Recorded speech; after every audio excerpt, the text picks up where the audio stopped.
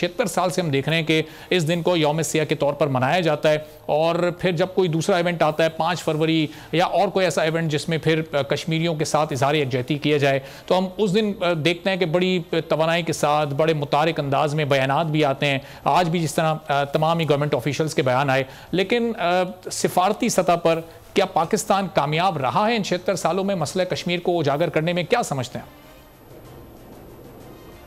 बहुत शुक्रिया। देखिए जी, पहली बात तो ये है कि पाकिस्तान बिल्कुल कामयाब रहा है।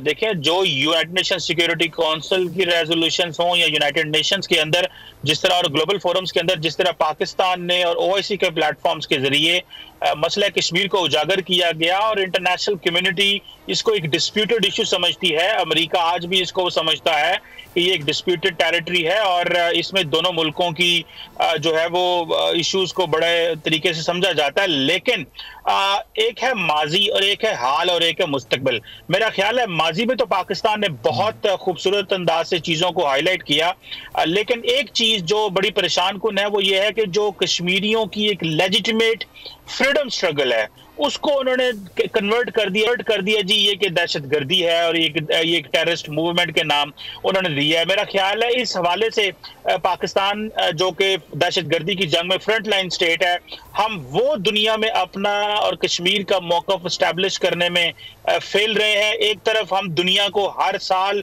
यूनाइटेड नेशंस हो, जिस तरह का आपने भी जिक्र किया 5 फरवरी हो या आज का दिन हो, हम दुनिया को ये बताते हैं कि जो कौम मुत्तहिदा की करारदादें हों या इंटरनेशनल लॉ की भारत किस तरह वायोलेशन कर रहा है। 5 अगस्त 2019 को जिस तरह कश्मीर का स्टेटस बदला गया और आज भी कश्मीर जो है, कश्मीरी अवाम को कोई हक नहीं है कि वो अपना लीडर चुन सके। यूनियन टेरिटरी यानी कि दिल्ली फैसला करता है कि कश्मीर में क्या होगा। मेरा ख्याल है कि ये चीजें बहुत ज्यादा तब्दील हो गई हैं। हम दुनिया को बता रहे हैं, लेकिन मेरा ख्याल है कि दुनिया इटसेल्फ जो है उसके अंदर डबल स्टैंडर्ड्स हैं।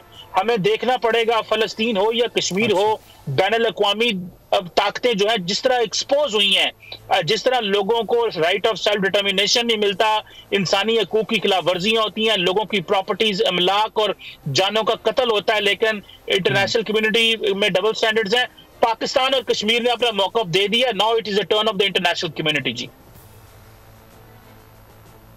ठीक है कमर साहब, ये इससे पहले मैं डॉक्टर खुर्रम साहब के पास जाऊं, जरा मैं आपके सामने सवाल रखता हूं कि आपने कहा दुनिया के डबल स्टैंडर्ड्स हैं, ये दुनिया क्यों नहीं समझ रही या समझ तो रही है और समझना चाहती नहीं, चूंकि फिर माशी मफादात जुड़े हुए हैं और जाहिर है कि भारत चूंकि एक बड़ी मार्केट है और बहुत सारे बड़ी ममालिक का स्ट्रेटेजिक पार्टनर भी है, तो क्या ये वजह है कि माशी मफादात आड़े आ जाते हैं भारत के खिलाफ कोई भी इकदाम उठाने से?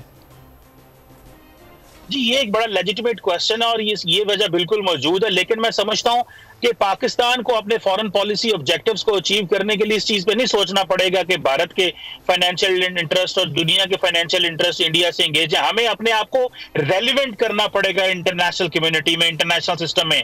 हमारे पास ये कोई चॉइस नहीं है कि जी इंडिया इस वक्त प्रेफरेंशियल ट्रीटमेंट उसको मिल रहा है दुनिया में। हम ये नहीं कह सकते, हमें अपने आप को रेलिवेंट करना है। हमें जो डेवलपिंग वर्ल्ड ऑर्डर है या जो इंटरनेशनल सिस्टम इस वक्त इंडो पैसिफिक में रीजन के अंदर जिस तरह अमेरिका को इंडिया की जरूरत है चाइना को बैलेंस करने के लिए, हमें उस खित्ते में जाना है। हम बेशक फाइनेंशियली कमजोर हैं, हम पॉलिटिकली डिस्टर्ब हैं, लेकिन हमारे पास एक मजबूत नेवी है, मजबूत फौज है और हम एक सिक्योरिटी लैंडस्केप के हवाले से उस खित्ते में जाना ताकि हम दुनिया को बता सकें कि पाकिस्तान को इग्नोर किए बगैर आप वहां पे कुछ भी नहीं कर सकते। एक चीज तो ये है। दूसरा ये है कि हमें ये जो घर में लड़ाइयां होती हैं, हमारी जो पॉलिटिकल अनसर्टेनिटी होती है, इसका डेफिनेटली फॉरेन पॉलिसी इश्यूज पर असर पड़ता है। 5 अगस्त 2019 के बाद जिस तरह इवन के ओआईसी ने निगलेक्ट किया है कश्मीर इशू को, वो एक ऐसी चीज है जिसकी जो हमारी इकोनॉमिक इनसिक्योरिटी, पॉलिटिकल वोलेटिलिटी की वजह से मुस्लिम वर्ल्ड ने भी इग्नोर किया है। मेरा ख्याल है अगर हम दो चीजों को दोबारा ट्रैक पे ले आए तो हम सिक्योरिटी वाइज बड़ा मजबूत मुल्क है और हमने दुनिया को बताया भी है, लेकिन सिर्फ ये दो चीजें ठीक कर ले तो we are back in the game. इस इशू को इग्नोर कर रही है कमर साहब। सब्सक्राइब करें और बेल दबाएं ताकि कोई खबर रह न जाए।